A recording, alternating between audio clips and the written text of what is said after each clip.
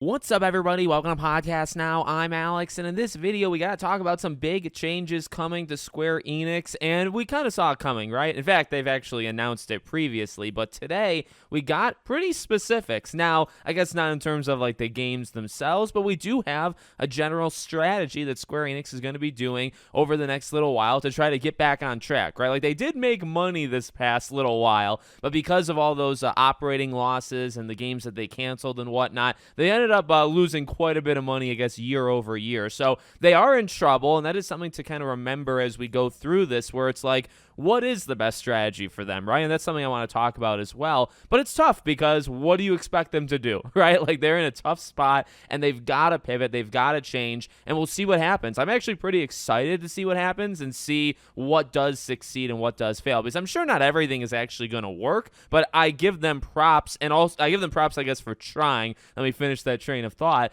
But also, they kind of have to do it. Like, they can't just sit there and keep doing what they're doing. They're losing money, right? And they can't keep doing that for too long. So pretty much what it boils down to is just a few things. Number one, games are coming cross-platform, and they're coming right away. Now, when I say right away, I do wonder, and I don't want to talk too much about Final Fantasy VII Part 3. I want to make a individual video on it, maybe later today. I want to see some other reports, because they talk about, like, yes, we're doing it. We're putting games on Switch, we're putting games on Xbox, we're putting games on PC, and we're putting games on PlayStation. But they do already have some games that are coming out that are not on select platforms. Octopath Traveler 2, Final Fantasy VII Part 3, which you imagine Sony is already locked up. Like, so we'll see if every game under the sun from Square Enix is doing it, but that is the big one, right? That is in terms of making more money, their strategy is to release across all platforms, and it sounds like release across all platforms at the same time. Now,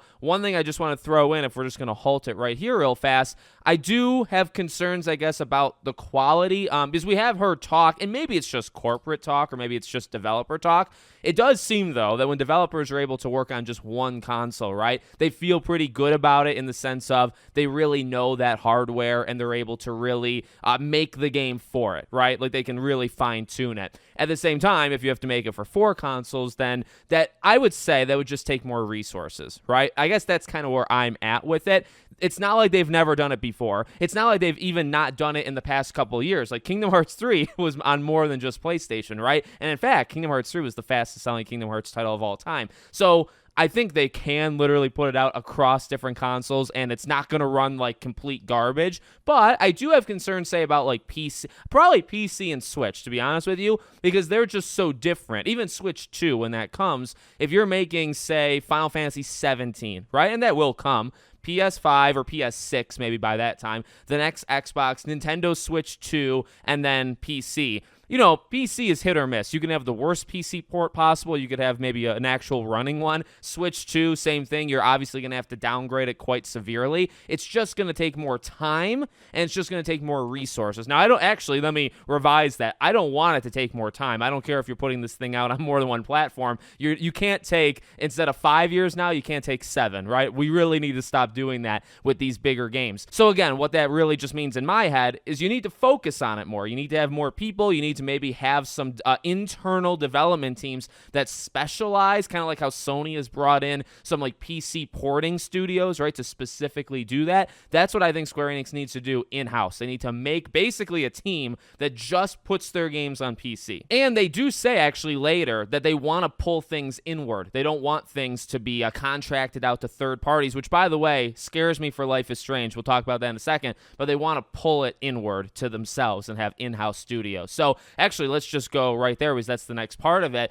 I do have concerns about Life is Strange because they talk about, okay, what's part 2? They're canceling stuff. Games are being canceled. Many games, multiple games, have already been canceled that basically don't align with what they talked about in part A, right? Like, so and what it sounds like is if a game was maybe in early works for one specific console. Now, again, I don't think Final Fantasy Part 3 is part of this, but some of those games, or all of those games or whatever, they're canceled. They're gone. So I do wonder what what those games are, this is the part, or this is, I would say, the specific section where it does get more muddy to me, right? Because, Capcom has done such a great job, but at the same time, I will say, one thing I do like about Square Enix is their ability to try, and not like Capcom doesn't try new things, but Square Enix does have some like random offshoot things. In fact, that's how you got like an Octopath Traveler, right? So I appreciate, even though actually I don't even play half the games of those, those ilk that come out, I do appreciate them doing it. But it does sound like the strategy, and even what they talked about a few weeks ago, they want to focus on the heavy hitters, right? Like, actually, probably imagine Capcom and just move it over to Square Enix. The big titles are the focus, and there's less focus on the lesser-known names. There's also less risk and risk-taking on the smaller games. And that's a pro and con, right? Because you're kind of focusing your effort, and that can be good. And that's probably good for Square Enix, right? Because maybe they're too like scatterbrained right now. But at the same time, do you lose some of that innovation? Do you lose some of that being able to just try an offshoot game? Yeah, you do lose that. Now, maybe that game wouldn't have sold and you would have taken a loss on it, so that sucks, and you don't want to do that, especially in their situation. But, as we've talked about, say, like with a Sly Cooper with PlayStation that I say so much, I do think it's important to try things, and maybe sometimes do take a loss if it's a small loss, of course. You don't want like a massive loss. So that part I'm honestly less thrilled with, and I do wonder what games were canceled. I brought up Life is Strange. So Life is Strange is owned by Square Enix, but, Deck 9 is the ones making it. So that's not like an internal Square Enix team.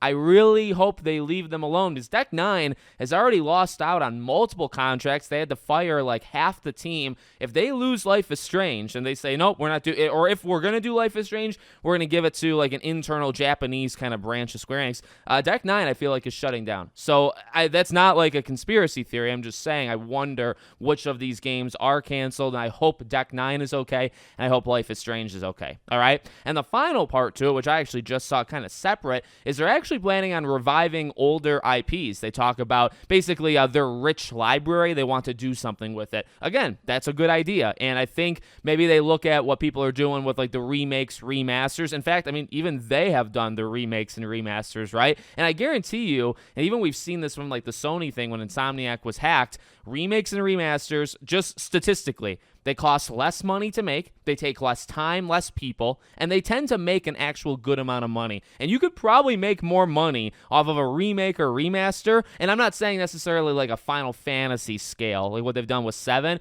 I'm talking a little bit smaller than that, right? Like a collection or something like that. You can actually make maybe more money off of that than you could a Final Fantasy VII remake or rebirth. So I feel like they've seen that across the industry. They know they have titles like Chrono, or like Chrono, the franchise, right? But say Chrono Trigger, can we get that back? Can we just get more games in that franchise? Can we get a collection? Those, again, I think statistically would take less time, less money, and they would probably make like a pretty good margin back once you sell them. So I feel like that is something that they're going to be doing quite a bit. And again, they kind of say that. But it is exciting. I mean, overall, it is exciting to see what they're going to do. Again, I'm not like 1,000% sold. Some things I'm like, all right, well, what is actually going to work? Is opening up a game and putting it on different platforms, is that going to work? Is canceling certain games, will that actually hurt you maybe long term? We'll see. But it's definitely something, again, no matter how you feel, I'm sure people will feel different ways. Like I've already seen that. You do have to just think, like, what else could they have done? You know what I mean? And it's not like they've never done this stuff before. They've done the multi-platform thing before. They were probably going to still do it, here and there, going forward. But now they're definitely opening it up more. So, again, like, they're losing money. They're not in a good spot. So it's like they've got to do something. And there's really no guarantee this works either. We've talked about Final Fantasy. Like, Final Fantasy has been on the decline for 20 plus years. Since I think like 1999, Final Fantasy has been going down. So it's a big franchise for them, but how big is it now? And even if you put it on different platforms, is that going to help it all that much? Will that shoot it up to the success it had maybe 10 years ago? Well, it's still not the success it was 25 years ago. So they just might not be in a great spot with it. You know what I mean? So those things, like, we don't know how that's going to play out. Will opening it up actually affect those things? We'll see. Let me know what you guys think, though, in the comments. Make sure, as always, you're subscribed to the channel, bell icon turned on. I hope to see you all on the next one.